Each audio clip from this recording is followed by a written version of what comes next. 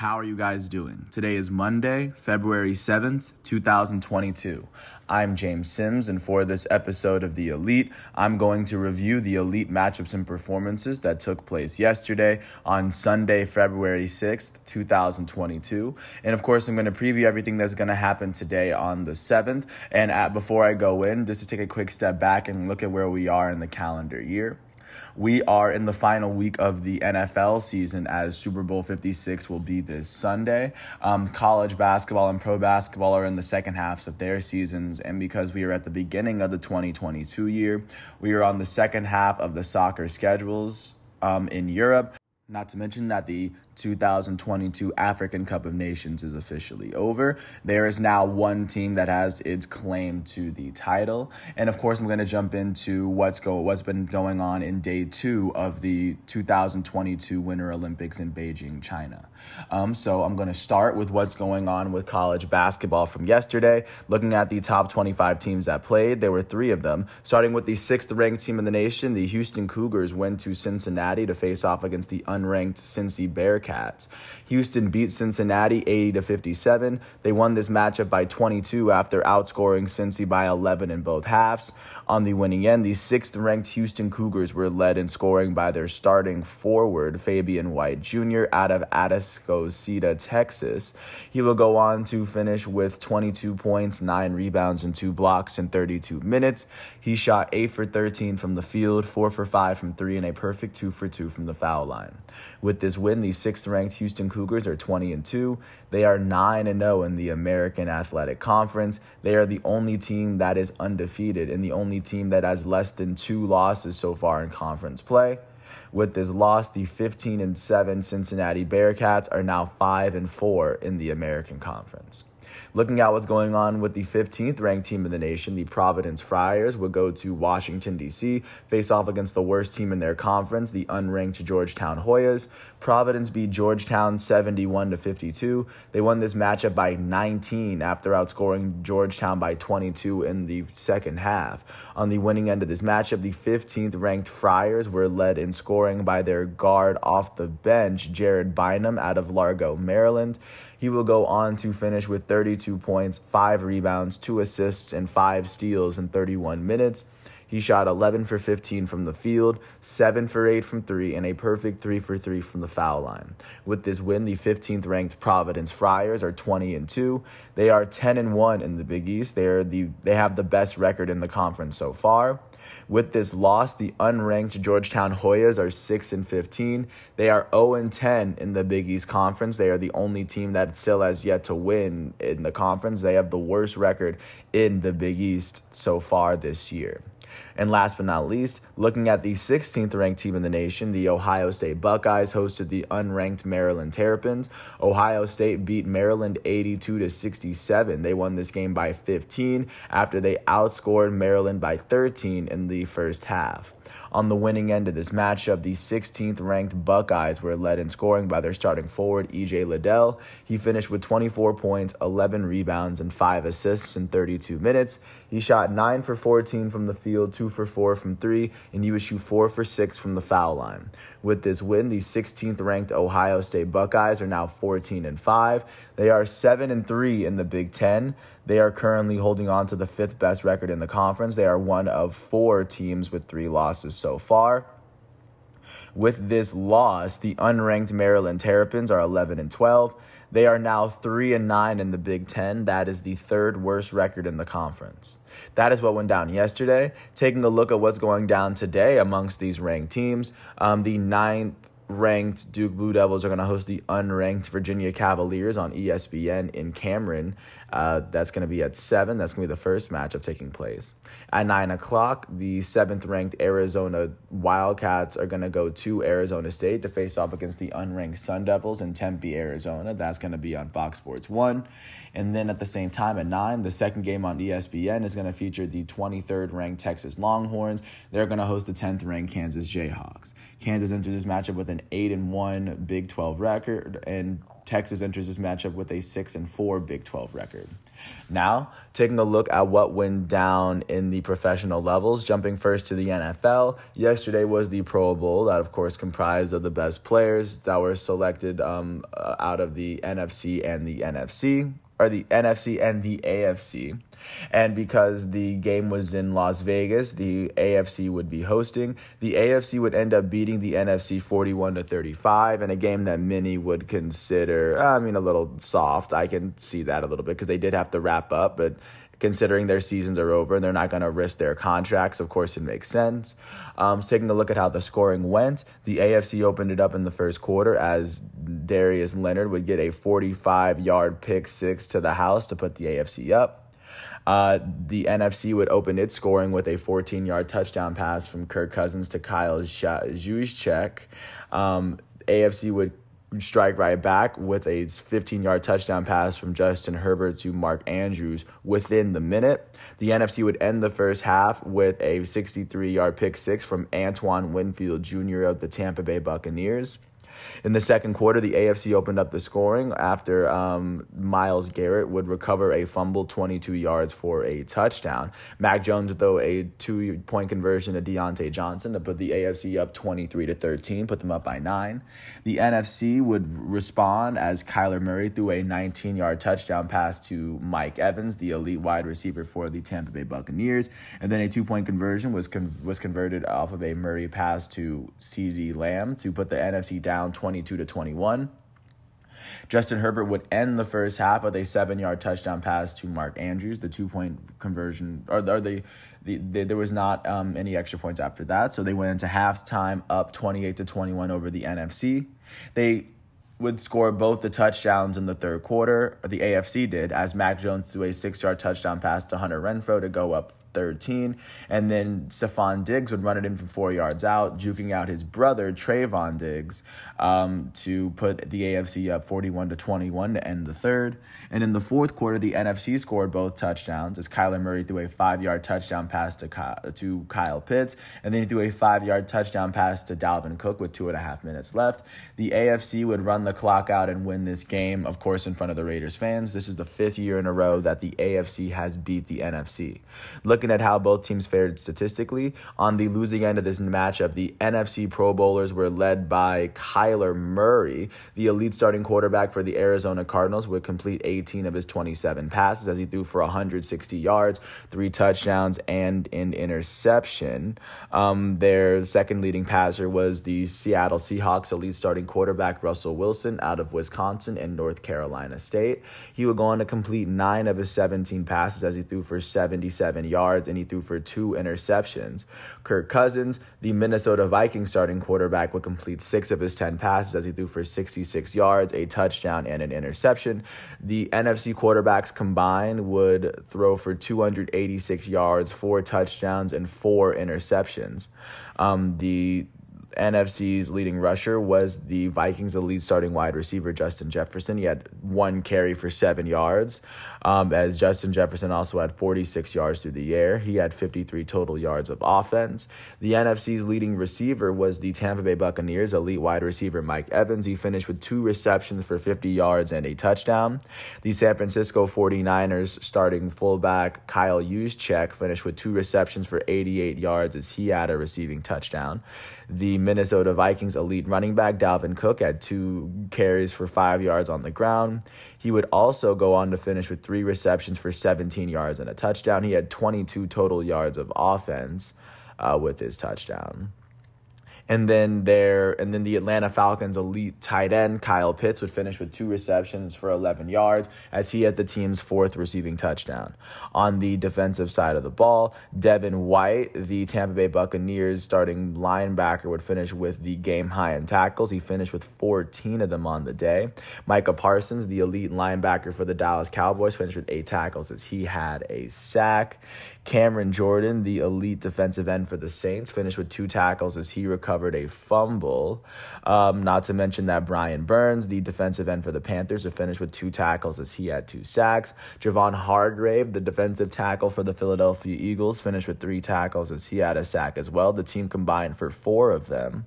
The team's 4 interceptions would, of course, go to J.T. Gray, Marshawn Lattimore, the elite corner for the New Orleans Saints, Trayvon Diggs, the elite corner for the Dallas Cowboys, and Antoine Winfield Jr., the safety for the Tampa Bay Buccaneers. Antoine Winfield Jr. would, of course, get a 63-yard pick six. And, of course, going back to J.T. Gray, J.T. Gray is the DB for the Saints, or the safety for the Saints that was voted in. And on the winning end of this matchup, the AFC would be led in yardage by their alternate selection, the New England Patriots rookie starting quarterback Mac Jones out of Alabama. He will go on to complete 12 of his 16 passes as he threw for 112 yards, a touchdown, and an interception. He also ran for 2 yards. That's 114 total yards of offense. Their starting quarterback was their elite young starting quarterback, Justin Herbert, last year's Offensive Rookie of the Year for the LA Chargers. He would complete 7 of his 11 passes as he threw for 98 yards, 2 touchdowns, and an interception. Their third leading passer was the Kansas City Chiefs' elite starting quarterback, the $500 million man, Patrick Mahomes. He would complete 5 of his 10 passes as he threw for 53 yards and an interception. Their fourth leading receiver, of course, was the Buffalo Bills elite wide receiver Stephon Diggs as he threw a 15-yard pass. He would also have 29 receiving yards, and he would also have 4 yards on the ground. He would combine for 48 total yards of offense along with his rushing touchdown. The AFC's leading rusher was Nick Chubb, the Cleveland Browns' elite starting running back. He would finish with 6 carries for 17 yards on the day. He also had 29 yards through the air. He would combine for 46 total yards of offense. The AFC's leading receiver was the Baltimore Ravens starting tight end and the first-team All-NFL tight end, Mark Andrews from the Baltimore Ravens. He had 5 receptions for 82 yards as he had 2 of the team's 3 touchdowns. And then Hunter Renfrow, the tight end for the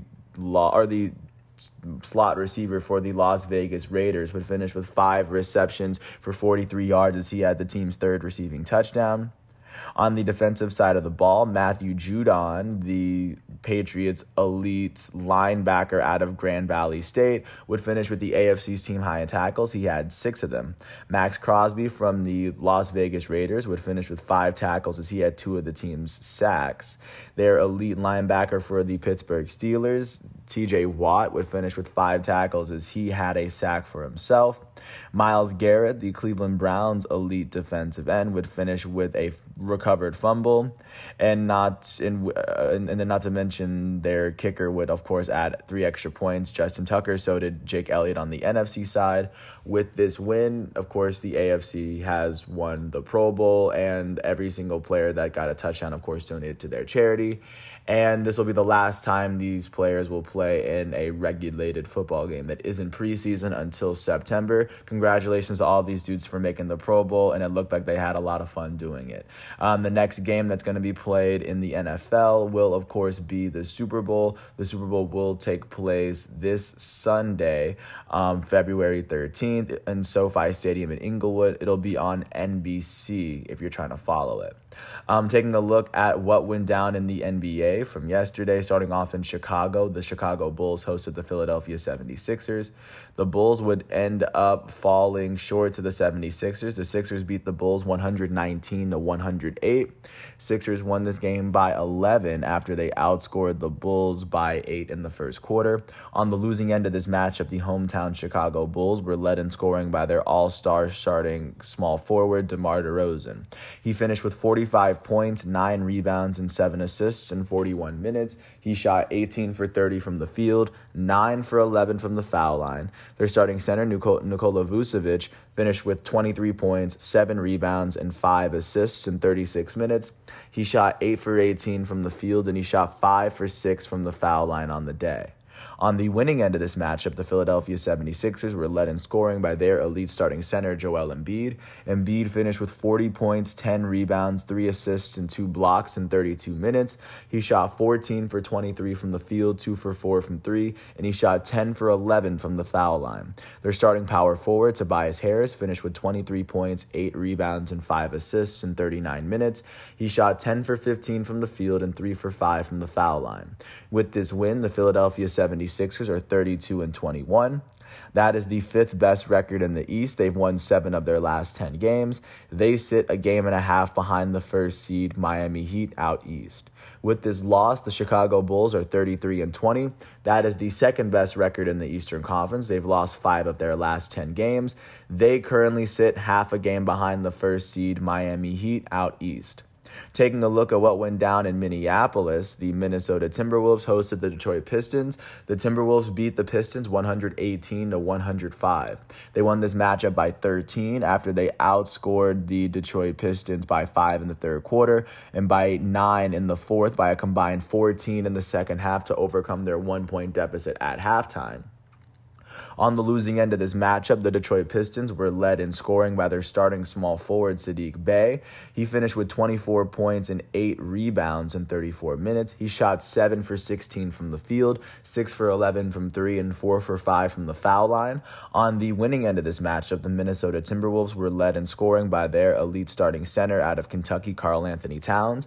He finished with 24 points, 12 rebounds, and 2 assists in 38 minutes. The former number 1 overall pick shot 11 for 18 from the field and 2 for 3 from 3.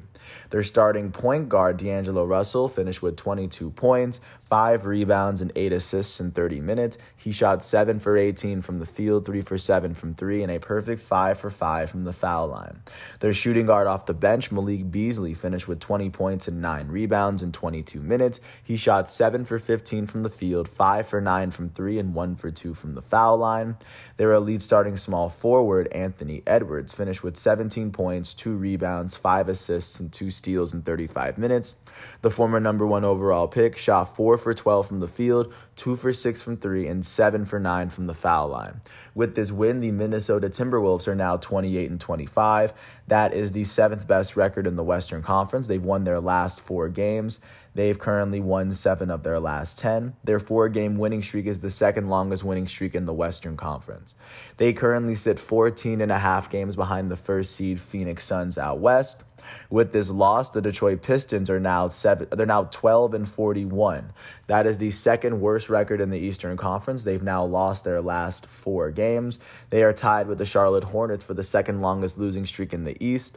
They've lost 8 of their last 10. They are currently sitting 17 games behind the 8th seed Boston Celtics at the moment in the Eastern Conference. Taking a look at what went down in the Mile High City, the Denver Nuggets hosted the Brooklyn Nets. The Nuggets beat the Nets 124-104. They won this game by 20 after they outscored the Nets by 15 in the third quarter, not to mention 19 in the second half, as they were only up by 1 at halftime.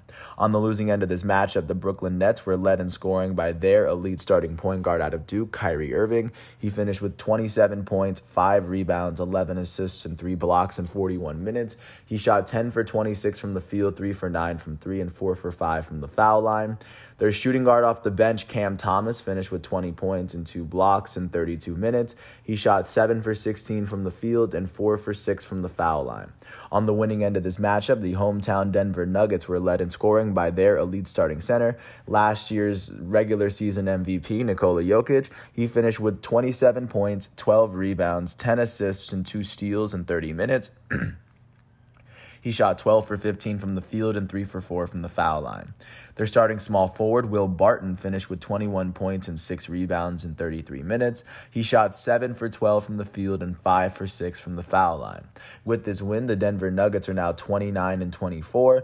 That is the 6th best record in the Western Conference. They've won 6 of their last 10 games. They sit 13.5 games behind the first seed Phoenix Suns out west.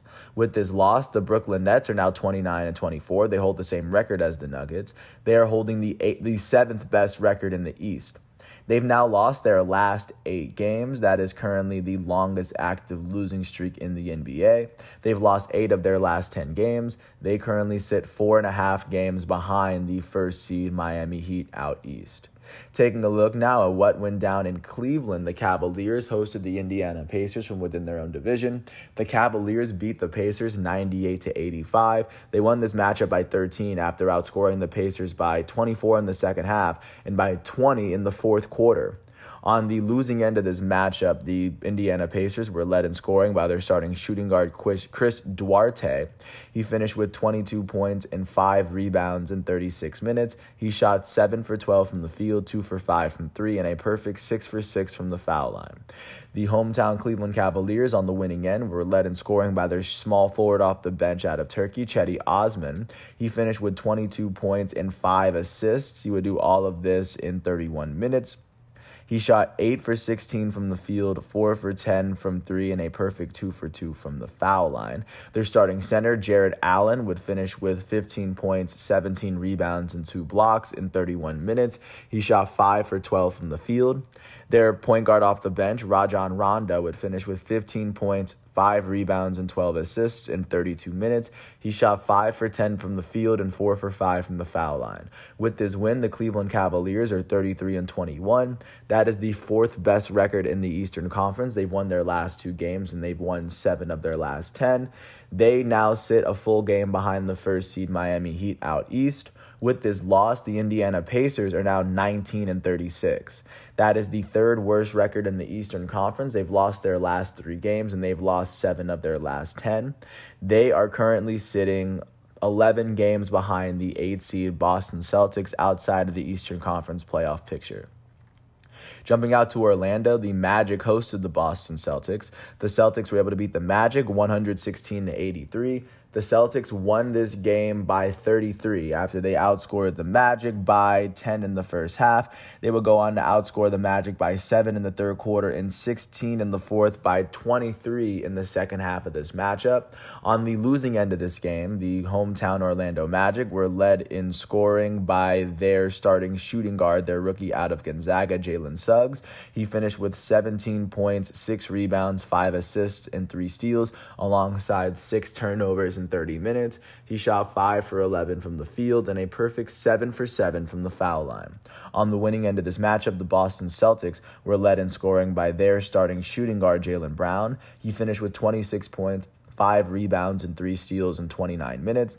He shot 10 for 22 from the field and a perfect 5 for 5 from the foul line. Their point guard off the bench, Dennis Schroeder, finished with 22 points in 20 minutes. He shot 8 for 15 from the field, 4 for 8 from 3, and a perfect 2 for 2 from the foul line. Their elite starting small forward, Jason Tatum, finished with 15 points, 9 rebounds, and 7 assists in 35 minutes. He shot 6 for 18 from the field, 2 for 8 from 3, and 1 for 2 from the foul line. Their starting center out of Florida, Al Horford, finished with 13 points, 11 rebounds, and 5 assists in 29 minutes. He shot 6 for 12 from the field. With this win, the Boston Celtics are now 30-25. That is the 8th best record in the Eastern Conference. They've now won their last 5 games. They are now tied with the Toronto Raptors for the longest active winning streak in the Eastern Conference. They are tied for the second longest winning streak in basketball behind the Golden State Warriors. The Celtics have now won 7 of their last 10 games. They sit 4.5 games behind the first seed Miami Heat out east. With this loss, the Orlando Magic are now 12-43. That is the worst record in the Eastern Conference, and that is the worst record in the entire NBA. They've lost their last 2 games, and they've lost 6 of their last 10. At the moment, they are sitting 18 games behind the 8th seed Boston Celtics in the Eastern Conference at the moment. Taking a look at what went down in Dallas, the Mavericks hosted the Atlanta Hawks, and what is the matchup between the 2 best players that were traded for one another in the 2018 NBA draft. The Mavericks would end up beating the Hawks 103-94. They won this matchup by 9 after they outscored the Hawks by 5 in the fourth quarter to extend their lead. On the losing end of this matchup, the Atlanta Hawks were led in scoring by their starting power forward, John Collins. He finished with 22 points and 18 rebounds in 35 minutes. He shot 10 for 20 from the field and a perfect 2 for 2 from the foul line. The Hawks' elite starting point guard out of Oklahoma, Trae Young, finished with 17 points, 2 rebounds, and 11 assists in 37 minutes. He shot 6 for 9 from the field and a perfect 5 for 5 from the foul line. On the winning end of this matchup, the hometown Dallas Mavericks were led in scoring by their starting small forward, Reggie Bullock, and their starting point guard, Jalen Brunson. Bullock finished with 22 points and 9 rebounds and 2 steals in 38 minutes. He shot 8 for 14 from the field and 6 for 10 from 3. Jalen Brunson finished with 22 points, 5 rebounds, and 5 assists in 30 minutes. He shot 9 for 14 from the field and 4 for 5 from 3. Their elite starting shooting guard out of Slovenia, Luka Doncic, finished with 18 points, 10 rebounds, and 11 assists in 28 minutes. He shot 6 for 17 from the field, 1 for 3 from 3, and 5 for 6 from the foul line on the night. With this win, the Dallas Mavericks are now 31-23. That is the 5th best record in the Western Conference. They've won their last 2 games and they've won 6 of their last 10. They sit 12 games behind the Western Conference leading Phoenix Suns.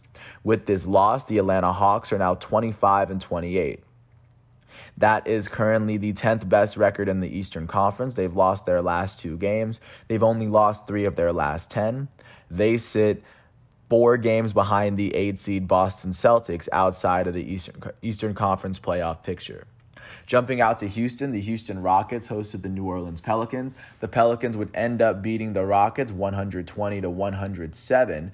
The Pelicans won this matchup by 13 after they outscored the Pelicans by 15 points in the third quarter, by 18 points in the second half to overcome their 5-point deficit coming in.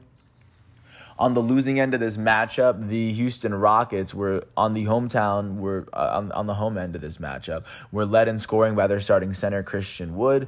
Wood finished with 22 points and 8 rebounds in 35 minutes. He shot 8 for 15 from the field, 3 for 6 from 3, and he would go on to shoot 3 for 4 from the foul line. On the winning end of this matchup, the New Orleans Pelicans were led in scoring by their elite starting small forward out of Duke, Brandon Ingram. He finished with 33 points, 3 rebounds, 12 assists, and 3 steals in 36 minutes. He shot 12 for 21 from the field, 3 for 5 from 3, and 6 for 9 from the foul line. Their center off the bench out of Texas, Jackson Hayes, finished with 21 points, 7 rebounds, 2 steals, and 2 blocks in 28 minutes. He shot 8 for 10 from the field, 1 for 2 from 3, and 4 for 6 from the foul line. With this win, the New Orleans Pelicans are now 21-32. That is currently the 10th best record in the Western Conference. They've won their last 3 games, and they've won 5 of their last 10. They sit 5 games behind the 8 seed LA Clippers out west, outside of the playoff picture. With this loss, the Houston Rockets are 15-38. That is the worst record in the Western Conference. They've lost their last 2 games and they've lost 7 of their last 10. At the moment, they sit 11 games behind the 8 seed Los Angeles Clippers out west.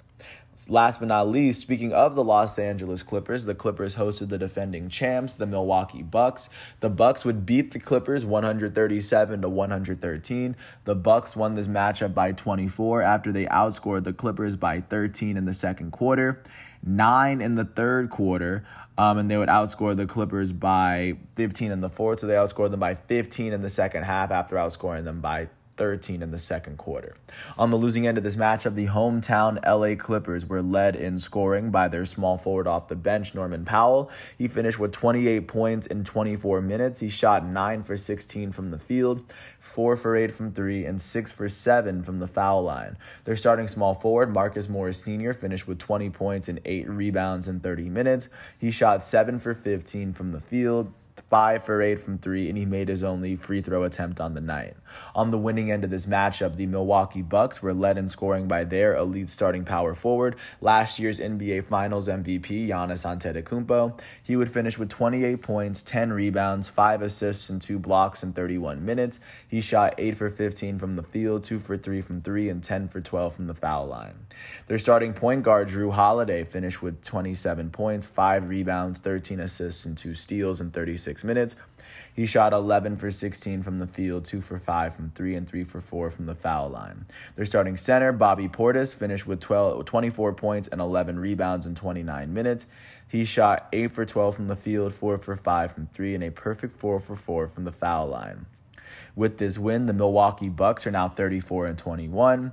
That is the third best record in the Eastern Conference. They've now won their last 3 games. They've won 7 of their last 10. They now sit half a game behind the first seed Miami Heat at the moment. And with this loss, the Los Angeles Clippers are 27-28. That is the 8th best record in the Western Conference. They've lost 5 of their last 10 games. They currently sit 16.5 games behind the Western Conference leading Phoenix Suns, who have only lost 10 games of their first 52. That is what the NBA is looking like following yesterday's matchups. And, of course, taking a look at what's going on today.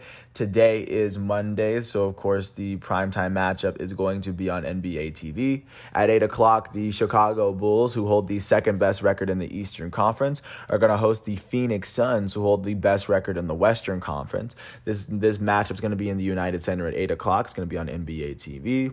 Looking at the games that aren't going to be on prime time, at 7 o'clock, the Charlotte Hornets are going to host the Toronto Raptors in the Spectrum Center. The Washington Wizards are going to host the Miami Heat in the Capital One Arena at 7 o'clock as well. At 8 o'clock, the Oklahoma City Thunder are going to host the Golden State Warriors in the Paycom Center in Oklahoma City. And then at last but not least, at 9 o'clock, the Utah Jazz are going to host the New York Knicks in the Vivint Arena in Salt Lake City. Taking a look at what's going on in the world of soccer, first to finish off everything that we were leading up to this week with the African Cup of Nations. The final game, of course, was yesterday as Senegal was able to face off against Egypt. Senegal, of course, making it here after they finished at the top of Group B. Egypt making here after finishing second in Group D. This matchup would end up 0-0 in regulation as Senegal would end up beating Egypt 4-2 on penalties. And of course, the last penalty would be taken by their elite winger who now plays for Liverpool, Sadio Mane. After Mane had a chance of making a penalty kick in regulation, he missed it. He got a chance to right that wrong, and he most definitely did. And now Senegal will be the team that will carry the trophy home. They will finish as the winners of this trophy, Egypt runners-up, and Cameroon, the host nation, will finish as the third team in AFCON to finish the tournament. And that is how the 2022 tournament will come to an end, and I will do a championship profile for this Senegal team. Taking a look at what went down in the 4th round of the English FA Cup, Liverpool hosted Cardiff City and was able to pull off a 3-1 win without Sadio Mane and Mo Salah. All 3 of their goals came in the second half from Diogo Jota, Takumi Minamino, and Harvey Elliott before Cardiff City scored its lone goal. With this win, they will advance to, of course, the next round where of course, some of the best competition in Europe or in England still awaits them. Taking a look as we go eastward upon the continent, moving to Spain and La Liga, Barcelona hosted Atletico Madrid, and Barcelona was able to beat Atletico Madrid 4-2. First goal of this matchup came from Yannick Carrasco of Atletico Madrid. Barcelona would even it up 2 minutes later off of a crazy goal from Jordi Alba. Xavi would score in the 21st minute, and then Ronald Araujo would score in the 43rd to put Barca up 3-1 in the first half to go into the half. And then Dani Alves' 49th minute goal would put Barca up 4-1. And then Luis Suarez, Atletico Madrid's elite striker from Uruguay, would score the last goal of the game, making it 4-2 before Alves of Barcelona was called off for a red card. With this win, Barcelona now sits 4th in La Liga as they sit 2 points behind third place Real Betis. And of course, with this loss, Atletico Madrid now sits 5th in La Liga as they sit 2 points behind 4th place Barcelona with the same amount of games played in the table. Taking a look at the team that's sitting on top of La Liga this season, Real Madrid was able to beat Granada 1-0 as its lone goal came in the 74th minute from Marco Asensio. With this win, Real Madrid sits 6 points clear of second place Sevilla. So that was a very comfortable win for them. Taking a look at what went down in France as we go a little bit more east, Paris Saint-Germain faced off against the reigning Ligue 1 champs, LOSC Lille, and PSG was able to beat Lille 5-1 to, of course, retain their seat atop the Ligue 1. First goal of the game was scored by Danilo Pereira in the 10th minute. Lille would even it up at 1 in the 28th minute from Sven Botman. Second goal of the game came from PSG's defender Presnel Kimpembe. Third goal of the game came from their goated Argentinian forward Lionel Messi in the 38th minute. Fourth goal came from Pereira to give him the brace for the day. And then the last goal for PSG came in the 67th minute from their elite young striker, or their elite young forward, Kylian Mbappe, to, of course, give them this win. With this win, PSG now sits 13 points clear of second place Marseille in the French Ligue 1. And LOSC Lille now sits 11th in the Ligue 1. They sit even with 10th place Nantes, 1 place behind 9th place Lens. Just to see how close they are, right? They are jam-packed in the middle. Going a little bit east, dipping down to Italy, Juventus would go on to host Hellas Verona.